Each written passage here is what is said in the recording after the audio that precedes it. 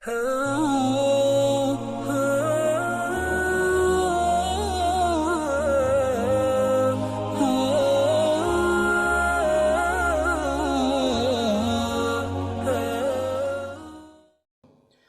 di antara konsekuensi dari kemahaadilan Allah Subhanahu wa taala, Allah tidak akan menyamakan hamba-hambanya di surga antara yang rajin beribadah dengan yang ibadahnya lebih sedikit. Oleh karenanya Allah telah mengisyaratkan hal ini dalam banyak ayat. Kata Allah Subhanahu wa taala, "Wa likullin darajatum mimma 'amilu."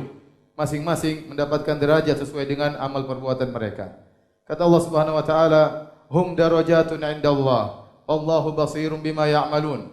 Sungguhnya mereka orang-orang soleh tersebut berderajat-derajat di sisi Allah Subhanahu wa taala dan Allah Maha melihat apa yang mereka lakukan.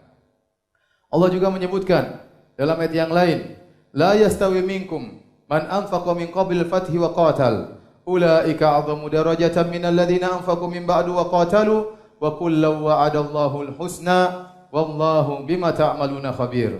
Kata Allah Subhanahu wa taala, tidak sama di antara kalian orang-orang yang berinfak dan berjihad sebelum Fatu Makkah dengan orang-orang yang berinfak dan berjihad setelah Fatu Makkah. Berbeda di sisi Allah Subhanahu wa taala. Meskipun Allah mengatakan wa kullun wa'adallahu al-husna, masing-masing dijanjikan surga, tetapi surganya berbeda. Wallahu bima ta'maluna khabir. Sungguhnya Allah Maha mengetahui apa yang kalian lakukan. Demikian juga Allah berfirman, "Tsumma awrasnal kitaba alladziina istafaina min ibadina, faminhum dzalimun li nafsihi, wa minhum muqtasid, wa minhum sabiqun bil khairati bi idznillah. Dzalika huwal fadlul kabir. Jannatu 'adnin yadkhulunaha, yuhallawna fiha min asawira min dhahabi wa lu'lu'a." Kata Allah Subhanahu wa taala, kemudian kami wariskan Al-Qur'an kepada orang-orang yang kami pilih dari hamba-hamba kami. Allah sebutkan di antara mereka ada yang zalimul li nafsihi, berbuat zalim, maksiat, mencampurkan antara maksiat dengan ketaatan. Yang kedua, muqtasid, yaitu orang yang hanya sedang yang melakukan yang wajib-wajib namun tidak mengerjakan yang sunnah-sunnah. Kemudian yang ketiga, sabiqun bil khairat, yang mengerjakan yang wajib-wajib, demikian juga yang mengerjakan yang sunnah-sunnah. Tiga kelompok. Di akhir ayat kata Allah, "Jannatu 'adnin yadkhulunaha." Mereka semua masuk surga. Tentunya surga mereka bertingkat-tingkat.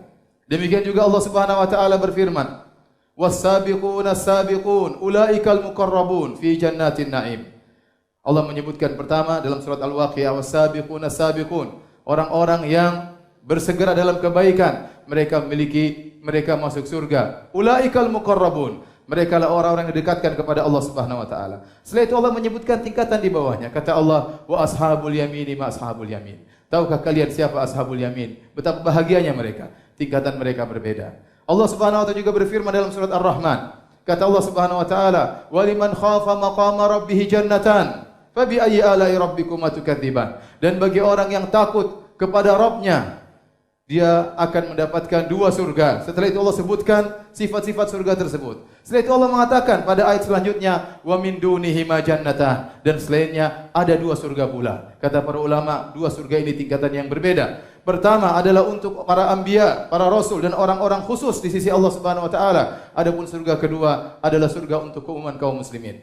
Demikian juga hadis-hadis Nabi sallallahu alaihi wasallam menjelaskan bahwasanya surga bertingkat-tingkat. Di antaranya Nabi sallallahu alaihi wasallam bersabda, "Inna fil jannati mi'ata darajatin a'addaha Allahu lil mujahidin fi sabilillah. Ma baina darajataini kama baina samai wal ard." Sungguhnya di surga itu ada 100 derajat tingkatan surga yang Allah siapkan bagi orang-orang yang berjihad di jalan Allah Subhanahu wa taala. Antara tingkatan yang satu dengan tingkatan yang lain seperti antara langit dan bumi. Allah tidak mengatakan atau Nabi tidak mengatakan antara tanah, antara dataran dengan pegunungan, tidak, tapi antara bumi dan langit, begitu jauh perbedaannya. Al-Hafidz Ibnu Hajar rahimahullahu taala tatkala mengomentari hadis ini, beliau berkata sebagaimana orang-orang yang berjihad memiliki derajat-derajat sampai 100 tingkatan derajat, tidak sama yang satu dengan yang lainnya. Demikian juga ahli ibadah-ibadah dan ketaatan-ketaatan yang lainnya juga tidak sama antara satu dengan yang lainnya. Yang bersedekah bertingkat-tingkat, yang baca Quran bertingkat-tingkat, yang sholat malam bertingkat-tingkat, dan demikian selanjutnya.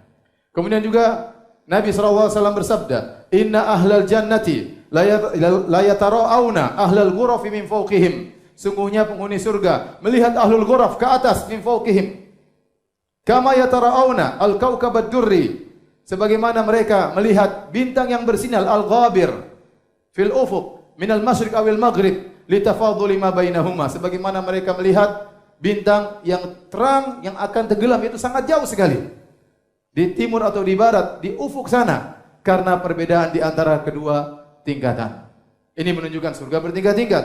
Demikian juga Nabi sallallahu alaihi wasallam bersabda, yuqalu li sahibil Qur'an, dikatakan kepada orang yang menghafal Quran, yang ahli Al-Qur'an, iqra wartaqi warattil kama kunta turatil fid dunya, fa inna manzilataka inda akhir ayatin taqra'uha. Kata Nabi sallallahu alaihi wasallam dikatakan kepada penghafal Al-Qur'an, bacalah Al-Qur'an dan meningkatlah engkau. Bacalah dengan tartil sebagaimana kau baca tatkala di dunia. Sungguhnya kedudukanmu di surga pada akhir ayat yang kau baca.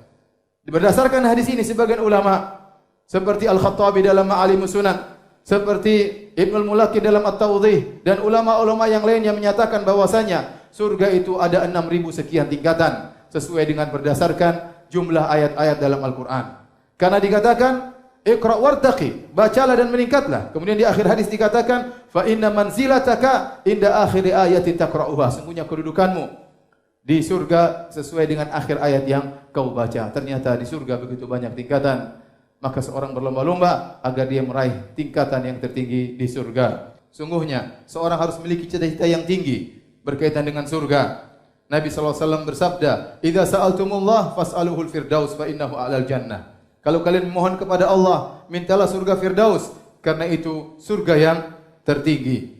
Oleh karenanya dalam begitu banyak ayat, Allah menyuruh kita untuk berlomba-lomba, untuk bersaing, untuk segera. Allah Subhanahu wa taala berfirman, "Sabiqu ila maghfiratin min rabbikum wa jannatin arduha ka'ardis samai wal ardi, uiddat lil ladzina amanu billahi wa rasulih." Bersegeralah menuju ampunan Allah, menuju surga Allah yang luasnya seluas langit dan bumi. Suruh cepat, sabiqu, suruh cepat.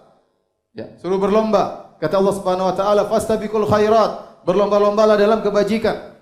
Allah suruh cepat, wasari'u ila maghfiratin min rabbikum wa jannatin arduha samawati wal ard uiddatil muttaqin. Cepatlah, segeralah menuju ampunan Allah dan menuju surga Allah yang luasnya seluas langit dan bumi, yang Allah ciptakan, yang Allah siapkan bagi orang-orang yang bertakwa.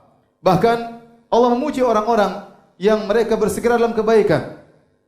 Allah mengatakan ulaika yusari'una fil khairat wa hum laha sabiqun. Tatkala Allah menyebutkan tentang penghuni surga, kata Allah mereka adalah orang-orang yang bersegera dalam kebajikan dan mereka berlomba-lomba dalam kebajikan, cepat dan berlomba. Tatkala Allah menyebutkan tentang para anbiya, kata Allah Subhanahu wa taala, innahum kanu yusari'una fil khairat. Para anbiya adalah orang-orang yang mereka bersegera dalam kebajikan. Bahkan bukan cuma cepat dan berlomba, Allah suruh bersaing. Tatkala Allah menyebutkan tentang nikmat surga dalam surat Al-Mutaffifin, di akhir ayat kata Allah Subhanahu wa taala, "Wa fi dzalika falyatanafasil mutanafisun." Untuk urusan kenikmatan surga, maka bersainglah. Bersainglah. Jadikanlah kawanmu sebagai sainganmu dalam meraih surga yang tertinggi. Oleh karenanya Nabi sallallahu alaihi wasallam bersabda, "La hasada illa fitnatain." Tidak ada hasad kecuali kepada dua orang. Rajulun atahu Allahul hikmah wa huwa yaqdi biha wa yu'allimuha. Yang pertama Allah berikan dia ilmu, maka dia berhukum dengan ilmu tersebut dan dia mengajarkan ilmu tersebut. Wa rajulun atahu Allahul mal. Yang kedua orang berikan, Allah berikan kepada dia harta, wa huwa yusallituhu ala halakati fil haq. Maka dia paksa dirinya untuk menghabiskan harta tersebut dalam jalan-jalan kebaikan. Nabi suruh kita hasad kepada dua orang tersebut. Kenapa? Kita bersaing. Kita bersaing. Sungguhnya para hadirin rahmati Allah Subhanahu wa taala, umur kita ini cuma sedikit, tidak panjang. Tidak panjang. Taruhlah seorang meninggal pada usia 60 tahun. Dipotong masa dia sebelum balik 15 tahun, maka tinggal 45 tahun. Kemudian dipotong waktu dia untuk tidur. Kita tidur setiap hari sepertiga hari. 8 jam dipotong. Tinggal berapa umurnya? Belum kesibukannya dengan melihat HP, grup-grup, berita-berita yang belum tentu itu bermanfaat baginya. Maka waktunya tinggal semakin sedikit. Terlebih lagi rambutnya sudah mulai putih. Tanda-tanda kematian sudah dekat pada dirinya. Maka seorang harus sadar bahwasanya waktu itu sangat berharga. Setiap waktu yang dia lewati, yang dia lalui sangat berpengaruh dengan kedudukannya di surga dari 6.000 derajat sekian tersebut kalau dia masuk surga. Setiap perbuatan yang dia lakukan sangat berpengaruh Oleh karenanya Ibnu Mas'ud berkata, "Idza asbahta fala tantadhiril masa." Kalau kau sudah tiba di pagi hari, maka jangan tunggu-tunggu sore. Ingin punya niat baik, kerjakan, jangan tunda-tunda. Wa idza amsayta, kalau kau sudah tiba di sore hari, fala tantadhiris sabah, jangan tunggu lagi pagi hari. Punya niat segera kerjakan, jangan tunda-tunda. Kalau Anda berniat baik, ketahuilah bahwasanya Anda sedang diberi hidayah oleh Allah Subhanahu wa taala. Maka manfaatkan hidayah tersebut, jangan tunda-tunda. Wa khudh min sihatika limaradik, mumpung masih sehat sebelum datang sakit. Wa khudh min hayatika qabla mautik, mumpung masih hidup sebelum datang kematian.